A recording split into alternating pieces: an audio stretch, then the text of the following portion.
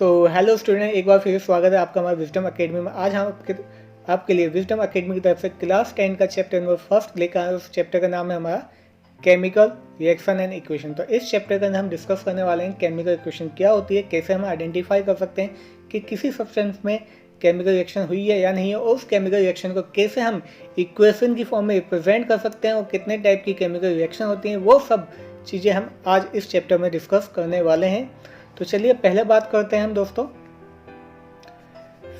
कभी भी किसी भी सब्सटेंस के अंदर या तो उसके अंदर फिजिकल चेंजेस होंगे या केमिकल चेंजेस होंगे।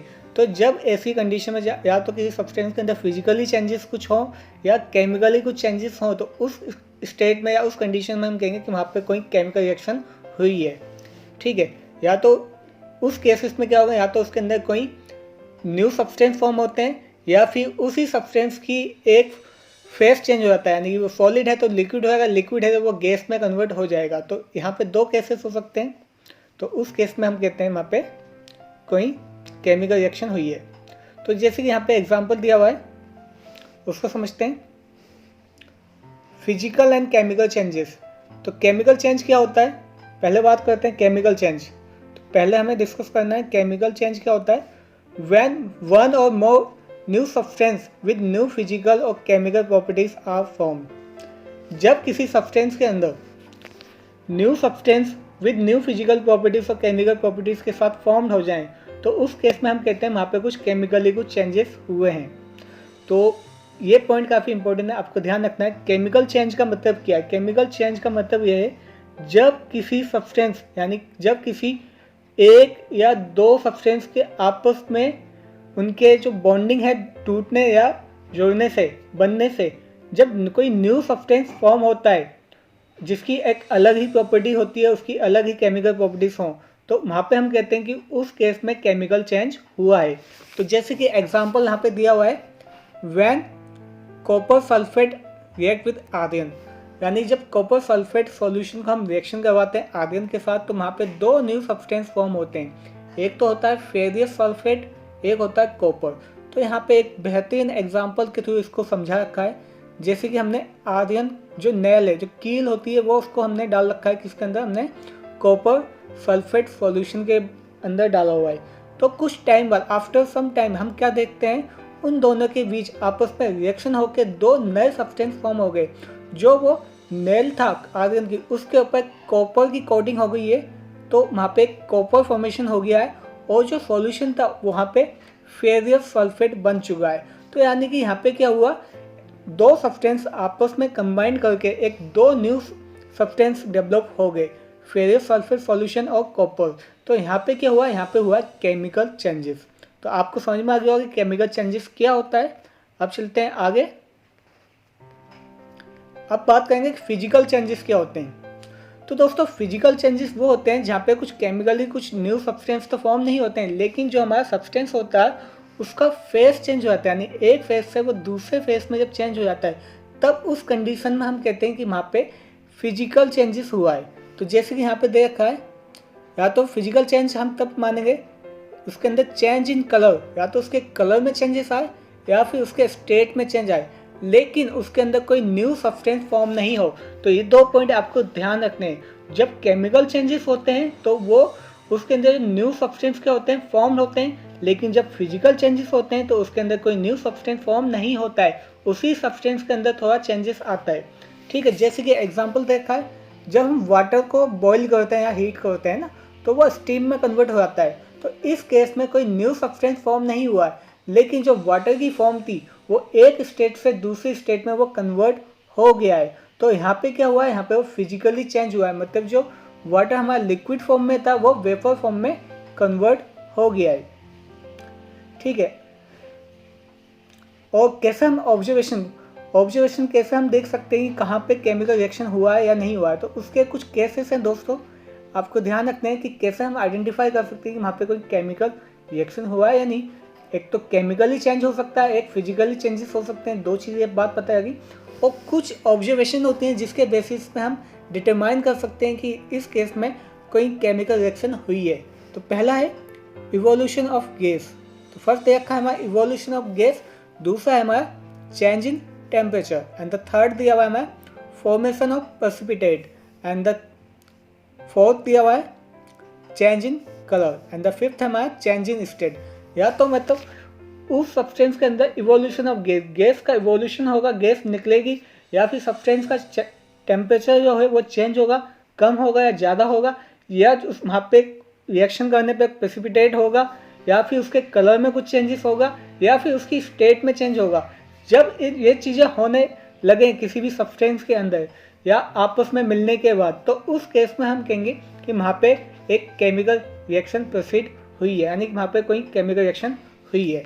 तो आपको समझ में आ गया होगा कैसे हम डिटरमाइन कर सकते हैं कि कहीं पे केमिकल रिएक्शन हुई है या नहीं हुई है। तो आगे चलते हैं, नेक्स्ट बात करते हैं केमिकल रिएक्शन।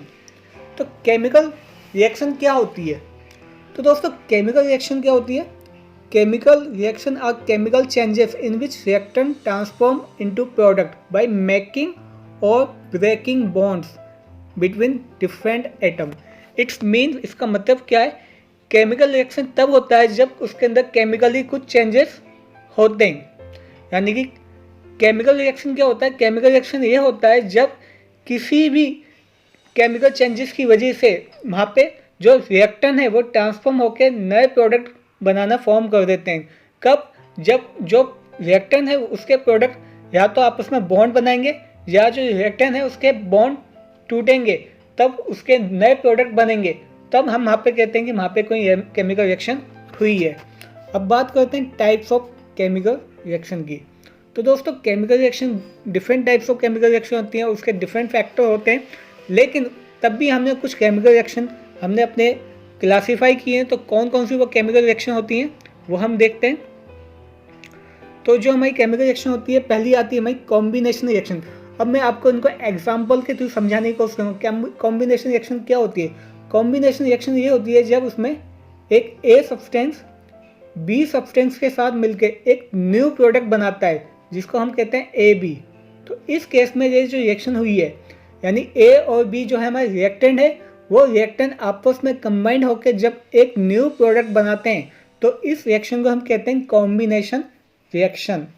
ठीक है, आपको समझ में आ गया होगा। नेक्स्ट देखा हमारा डीकम्पोजिशन रिएक्शन। डीकम्पोजिशन रिएक्शन में क्या होता है? जब कोई रिएक्टेंट टूट के दो नए प्रोडक्ट बनाता है, तो उसको हम कहते हैं डीकम्पोजिशन रिएक्शन। जब सपोज कीजिए हमारा H2OA वाटर है, अब वाटर कंबाइंड होके ये हमारा H2O प्लस ऑक्सीजन बनाता है। ठीक है, उस केस में हम कहते हैं उसको डीकम्पोजिशन रिएक्शन। ये हमारी रिएक्शन किसकी है? डीकम्पोजिशन रिएक्शन की। इसको हम बैलेंस कर देते हैं, यहाँ पे 2 लगा देते हैं और यहाँ पे भी 2। तो ये एक डीकम्पोजिशन रिएक्शन का एग्जाम्पल हो गया। मतलब कि एक कंपाउंड टूट के दो न्यू कंपाउंड या दो न्यू एलिमेंट का फॉर्मेशन करता है, तो उसको हम कहते हैं डीकम्पोजिशन रिएक्शन। ठीक है, नेक्स्ट है हमारा सिंगल डिस्प्लेसमेंट रिएक्शन। अभी इसके मैं नीचे एग्जाम्पल भी दूंगा। अभी ऐसे समझते हैं, जैसे सपोज कीजिए एक हमारा ए बी प्रोडक्ट है और यहाँ पे एक सी प्रोडक्ट है, वो आपस में मिलके क्या करते हैं? यहाँ पे क्या करता है? सी ए बी के साथ रिएक्शन बी को रिप्लेस कर देता है, यानी कि वो ए के साथ फॉर्म होके ए सी बनाएगा और बी को अलग कर दिया। तो यहाँ पे सिंगल डिस्प्लेसमेंट हुआ, यानी सी ने बी को डिस्प्लेस कर दिया है। तो इस केस में जो रिएक्शन हुई है वो कौन सी हुई है? ये हमारी हुई है डिस्प्लेसमेंट, सिंगल डिस्प्लेसमेंट रिएक्शन। अब बात करते हैं डबल डिस्प्लेसमेंट रिएक्शन की। तो डबल डिस्प्लेसमेंट रिएक्शन क्या होता है? इसमें दो रिएक्टेंट होंगे, उसमें आपस में ही इंटरचेंज होगा। जैसे सपोज कीजिए एक ए बी रिएक्टेंट है प्लस और एक सी और डी रिएक्टेंट है। इसमें क्या करता है? बी सी को रिप्लेस करता है और डी ए को रिप्लेस करता है। तो क्या होगा? तो यहाँ पे एक न्यू प्रोडक्ट बनेगा। जैसे सपोज कीजिए यहाँ पे ए डी बन गया और बी सी बन गया, इस टाइप का कुछ प्रोडक्ट बन गया। अभी आगे हम इसको पूरा प्रैक्टिकली एग्जांपल के थ्रू समझेंगे। तो यहाँ पे डबल डिस्प्लेसमेंट हुआ है यहाँ पे, यानी ए बी में से बी चेंज हुआ है और सी डी में से डी चेंज हुआ है, तो डबल डिस्प्लेसमेंट हुआ है यहाँ पे। तो इस टाइप की जो रिएक्शन होती है उसको हम कहते हैं डबल डिस्प्लेसमेंट रिएक्शन। ठीक है, रिडॉक्स रिएक्शन क्या होता है? रिडॉक्स रिएक्शन वो रिएक्शन होती है जिसमें ऑक्सीडेशन और रिडक्शन दोनों होता है। अब ऑक्सीडेशन और रिडक्शन एक नया टॉपिक है, इंपॉर्टेंट टॉपिक है, इसको हम अलग से समझेंगे। नेक्स्ट देखा हमें एंडोथर्मिक रिएक्शन। तो एंडोथर्मिक रिएक्शन वो रिएक्शन होती है जिसके अंदर जब सब रिएक्शन होती है तो वो क्या करता है, हीट को ऑब्जर्व करता है। उस रिएक्शन के अंदर हीट क्या होती है, ऑब्जर्व होती है, तो वो होती है एंडोथर्मिक रिएक्शन। और एक्सोथर्मिक रिएक्शन वो रिएक्शन होती है जब दो रिएक्टेंट आपस में कंबाइंड होकर न्यू प्रोडक्ट बनाते हैं या न्यू प्रोडक्ट का फॉर्मेशन करते हैं। तो उस केस में जो हीट होती है वो क्या होती है, रिलीज होती है, तो उसको हम कहते हैं exothermic reaction. And the precipitation को भी हम अलग से समझेंगे। नेक्स्ट है हमारा न्यूट्रलाइजेशन, इसको भी हम अलग से आगे समझेंगे। तो आगे चलते हैं हम अब स्टेप वन बाई वन करके इनको पूरा डिटेल में हम इन सभी रिएक्शन को समझने की कोशिश करते हैं। तो पहला अब आता है हमारे इसमें वर्ड इक्वेशन। तो दोस्तों वर्ड इक्वेशन क्या होती है, व्हाट इज वर्ड इक्वेशन? तो यानी कि जो भी हमने एक वर्ड इक्वेशन मतलब क्या होता है कि हम वहाँ पे वर्ड की फॉर्म में लिखते हैं, एस फॉर्मूले की फॉर्म। हमें कोई रिएक्शन को दिखाना है तो वहाँ पे हम वर्ड्स का यूज़ करेंगे, ना कि उनके फॉर्मूला का यूज़ करेंगे। उसको हम कहते हैं वर्ड इक्वेशन। जैसे कि मैंने यहाँ पे सोडियम का Na और क्लोरीन का Cl, इसको मिला के वो NaCl बनाता है। ठीक है, तो ये तो हमारी रिएक्शन है, फॉर्मूला वैसे हमारा क्या है, रिएक्शन है। अब इसी को मैं एक वर्ड की फॉर्म में लिख देता हूँ। तो वर्ड की फॉर्म में अगर मैं इस रिएक्शन को लिखूंगा तो वो हमारी कहलाएगी वर्ड इक्वेशन। जैसे कि मैं जब सोडियम प्लस क्लोराइड इन दोनों का फॉर्मेशन करता हूँ तो क्या बनता है, हमारा सोडियम क्लोराइड बनता है। तो ये जो रिएक्शन मैंने दिखाई है ये हमारी वर्ड इक्वेशन है। ठीक है, आपको समझ में आ गया होगा। और इनको हम सिंबल से भी रिप्रेजेंट कर सकते हैं।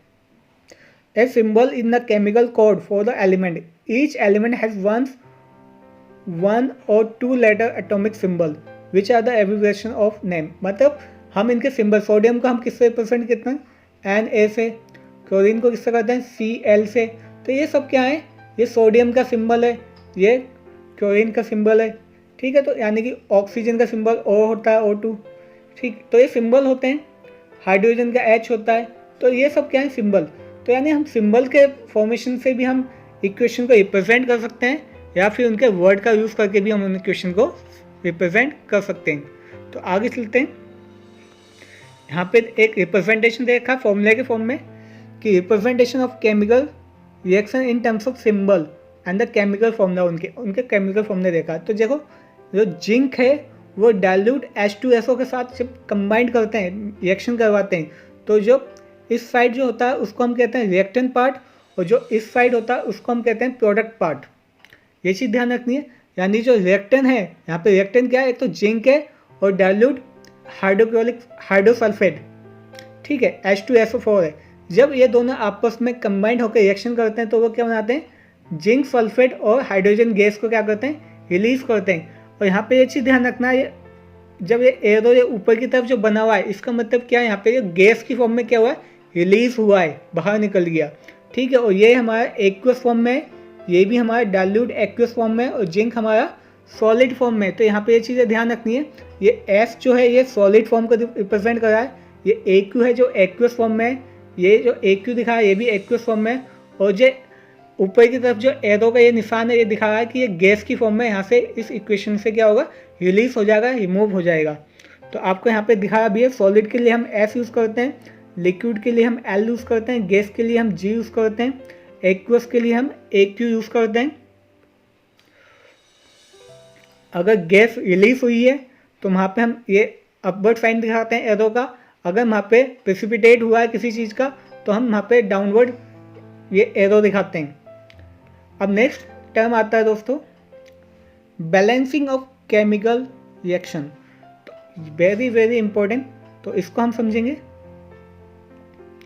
तो बात करते हैं बैलेंसिंग ऑफ केमिकल रिएक्शन, कैसे हम किसी भी इक्वेशन को बैलेंस कर सकते हैं। तो पहले बात करेंगे कंजर्वेशन ऑफ मास। तो दोस्तों बैलेंस करने से पहले हमें कंजर्वेशन ऑफ मास का हमें कॉन्सेप्ट पता होना चाहिए। According to this law conservation of mass, no atoms can be created or destroyed in a chemical reaction. So the number of atoms of each element in the reactant side has to be balanced the number of atoms that present in the product side. तो according to conservation of mass ये कहता है कि ना तो कोई atom create होता है ना ही कोई एटम डिस्ट्रॉय होता है केमिकल रिएक्शन के अंदर। तो जब कोई एटम ना तो डिस्ट्रॉय होगा ना क्रिएट होगा, तो इसकी वजह से जो नंबर ऑफ एटम जो हमारे रिएक्टेंट में होंगे वो इक्वल होने चाहिए किसके, जो नंबर ऑफ एटम हमारे प्रोडक्ट में होंगे। सपोज कीजिए अगर कार्बन हमारा, जैसे कि हम लेते हैं CO2, इसको जब हम कंबाइन करवाते हैं तो यहाँ पे बनता है CO2, यानी जो कार्बन के एटम यहाँ पे जितने हैं, यहाँ पे कार्बन का एटम 1 है और यहाँ पे ऑक्सीजन का एटम 2 है, तो यहाँ पे भी कार्बन का एटम 1 ही होना चाहिए और ऑक्सीजन का एटम 2 ही होने चाहिए। यानी कि जितने नंबर ऑफ एटम हमारे रिएक्टेंट में है उतने ही नंबर ऑफ एटम हमारे क्या होने चाहिए, प्रोडक्ट में भी होने चाहिए, उन्हीं एलिमेंट्स के इक्वल होने चाहिए। मतलब कार्बन का अगर हमारा रिएक्टेंट में जितने एटम्स हैं तो प्रोडक्ट में भी कार्बन के एटम उतने ही होने चाहिए। उस केस में हम कहते हैं उस रिएक्शन को बैलेंस केमिकल रिएक्शन कहते हैं। ठीक है, तो नीचे एग्जाम्पल के थ्रू उसको समझेंगे, मैंने 3 लगा दिया। तो बैलेंसिंग को मैं अलग से पूरा अच्छी तरीके से समझाऊंगा, यहाँ पे आपको थोड़ा कंफ्यूज हो जाएगा। ठीक है, तो बैलेंसिंग का अलग से मैं एक अलग से वीडियो बना दूंगा, बैलेंसिंग हम कैसे करते हैं। आगे चलते हैं, अब बात करते हैं टाइप्स ऑफ केमिकल रिएक्शन। तो कितनी टाइप्स ऑफ केमिकल रिएक्शन होती है, जैसे मैंने अभी ऊपर बताया था, कॉम्बिनेशन रिएक्शन होती है, डिकम्पोजिशन होती है, सिंगल डिस्प्लेसमेंट होती है, डबल डिस्प्लेसमेंट होती है, रिडॉक्स होती है, एंडोथर्मिक होती है, एक्सोथर्मिक होती है, प्रेसिपिटेशन होती है, न्यूट्रलाइजेशन होती है। इन सबको हम डिस्कस करते हैं अब आगे। तो पहले बात करते हैं कॉम्बिनेशन रिएक्शन। तो वही लिखा combination reaction, combination reaction in a combination reaction. Combination में क्या होता है, 2 एलिमेंट और 1 एलिमेंट या 1 कंपाउंड और 2 कंपाउंड आपस में कंबाइंड होकर सिंगल प्रोडक्ट बनाते हैं। ये चीज़ हमें ध्यान रखनी है। कॉम्बिनेशन रिएक्शन में क्या होते हैं, या तो 2 एलिमेंट या 1 एलिमेंट या 1 कंपाउंड या 2 कंपाउंड आपस में कंबाइंड होकर क्या बनाएंगे, एक सिंगल प्रोडक्ट बनाएंगे। ये चीज़ का ध्यान रखना। तो यहाँ पे देखो, ये हाइड्रोजन एलिमेंट की फॉर्म में, एक क्लोरीन भी एलिमेंट की फॉर्म में, ये दोनों एलिमेंट आपस में फॉर्म होकर एक कंपाउंड को फॉर्म किया है। यहाँ पे CO2 जो है वो कंपाउंड की फॉर्म में है, ऑक्सीजन जो है वो एलिमेंट की फॉर्म में, ये दोनों आपस में फॉर्म होकर एक कंपाउंड बनाया। जैसे कि यहाँ पे NH3 जो है कंपाउंड की फॉर्म में, HCl जो है वो भी कंपाउंड की फॉर्म में, ये दोनों आपस में कंबाइंड होकर एक सिंगल कंपाउंड बनाते हैं। तो यहाँ से मोटा मोटा ये निकला कि या तो 2 एलिमेंट होंगे या 1 एलिमेंट 1 कंपाउंड होंगे या दोनों कंपाउंड होंगे, आपस में कंबाउंड होके एक न्यू कंपाउंड का फॉर्मेशन करते हैं, उसको हम कहते हैं कॉम्बिनेशन रिएक्शन। ये एग्जांपल है कॉम्बिनेशन रिएक्शन की, आपको याद कर लेनी है। नेक्स्ट है डीकम्पोजिशन रिएक्शन। तो डीकम्पोजिशन रिएक्शन क्या होती है, a single reactant decompose on the application of heat or light electricity to give 2 or more product। यानी जब कोई एक सिंगल रिएक्टेंट, मतलब सिंगल रिएक्टेंट होगा, वो हीट या इलेक्ट्रिसिटी की वजह से 2 या 2 से ज़्यादा न्यू प्रोडक्ट का फॉर्म करता है। तो इस टाइप की रिएक्शन को कहते हैं डीकम्पोजिशन रिएक्शन। ठीक है, इसका एग्जांपल देखते हैं। जैसे कि यहाँ पे जो मर्क्यूरी ऑक्साइड है, उसको जब हम हीट करते हैं तो वो मर्क्यूरी का फॉर्मेशन करता है। किसका फॉर्मेशन करता है, वो मर्क्यूरी का फॉर्मेशन करता है। यानी मर्क्यूरी ऑक्साइड डीकम्पोज हो जाती है किसमें, मर्क्यूरी में। तो यहाँ पे क्या हुआ, डीकम्पोज हुआ था। इसका एग्जांपल देख लेते हैं, जैसे कि यहाँ पे दिया हुआ है, जैसे H2 है, ये बेहतरीन एग्जांपल है।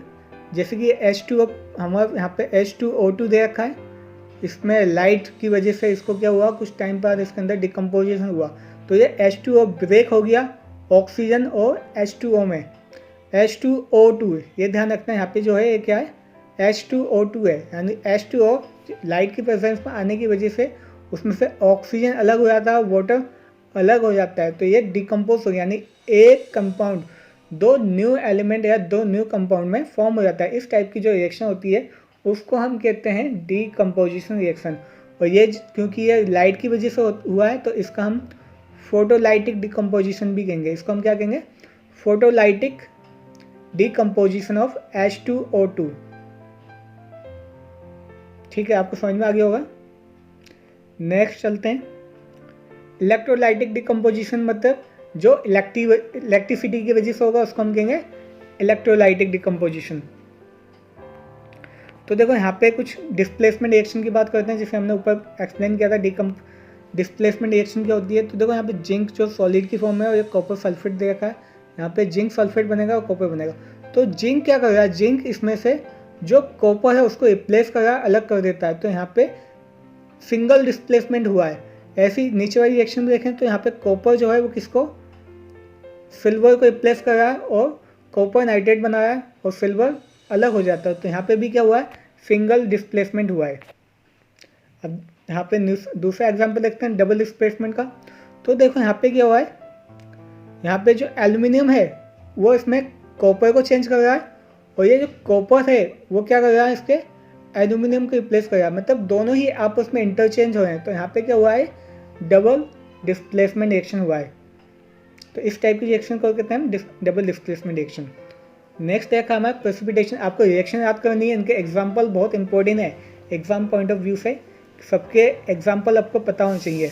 नेक्स्ट है दोस्तों, अब इसमें हमारा नेक्स्ट आता है इसके अंदर प्रेसिपिटेशन रिएक्शन।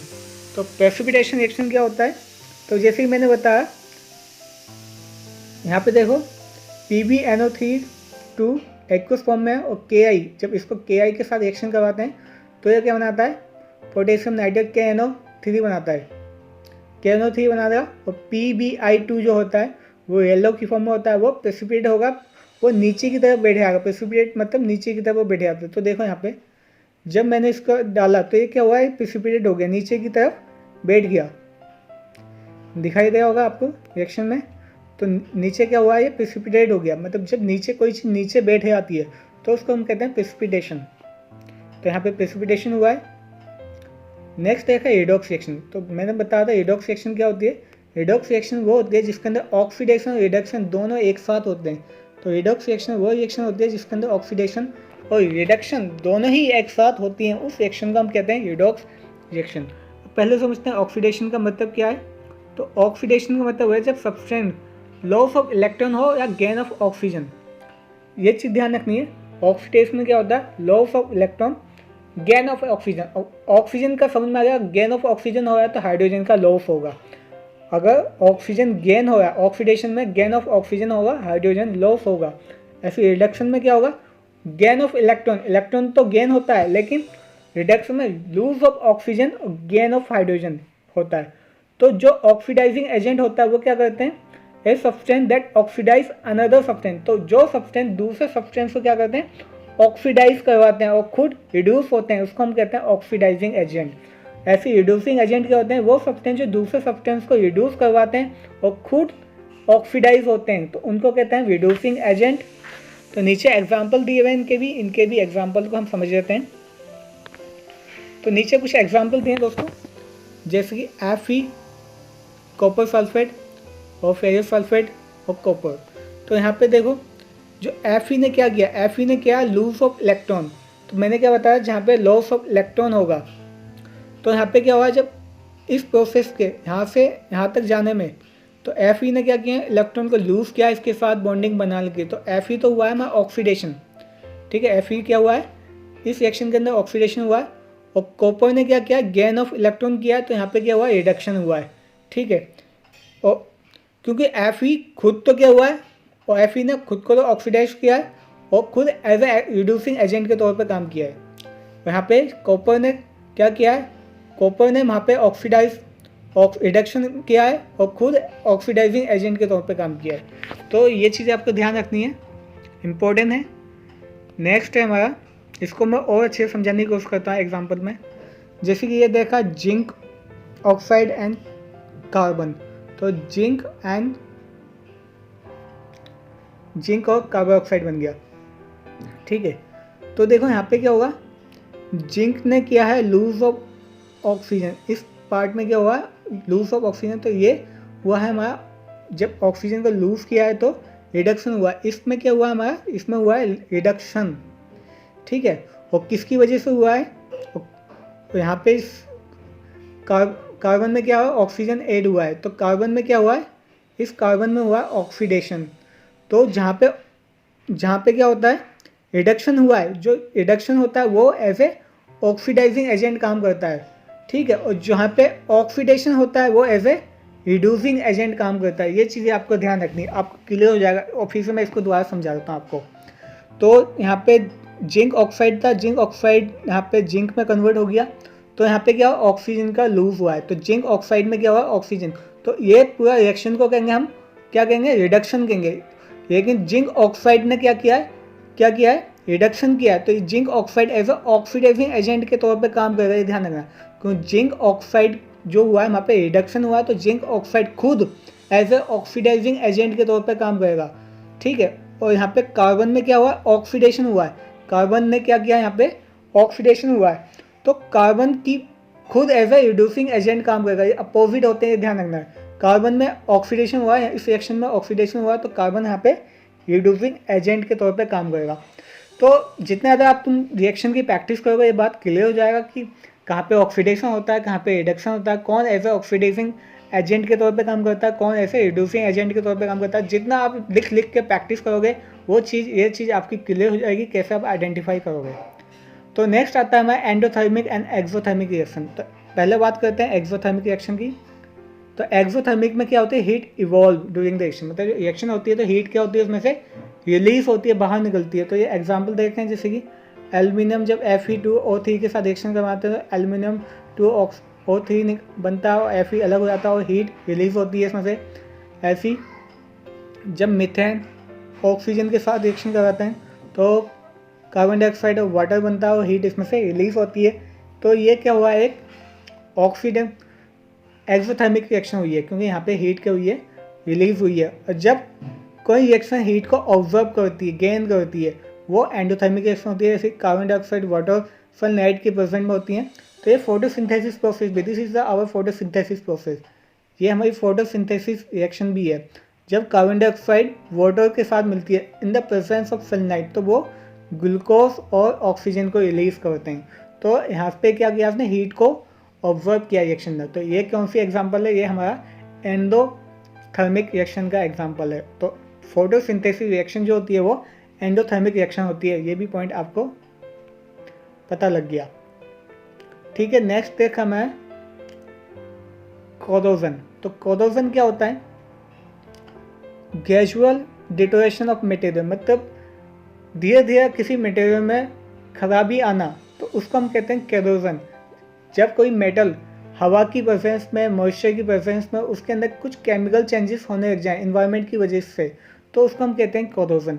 तो उसी का पार्ट होता है रस्टिंग। रस्टिंग क्या होता है, ये जब ऑक्सीजन की प्रेजेंस में आते हैं, जब भी कोई मेटल ऑक्सीजन की प्रेजेंस में आते हैं या मॉइस्चर की प्रेजेंस में आते हैं तो उस पर रस्ट लग जाता है। जैसे जो आयरन है, जब ऑक्सीजन और मॉइस्चर की प्रेजेंस में आते हैं तो उस पर रस्ट लग जाता है, ठीक है। जब ऐसे जब कॉपर, मॉइस्चर और कार्बन डाइऑक्साइड इसकी प्रेजेंट में आते हैं तो वो उसके ऊपर भी रस्टिंग हो जाती है। उसका रस्टिंग का जो कलर होता है वो कैसा होता है, ग्रेनिश कलर हो जाता है।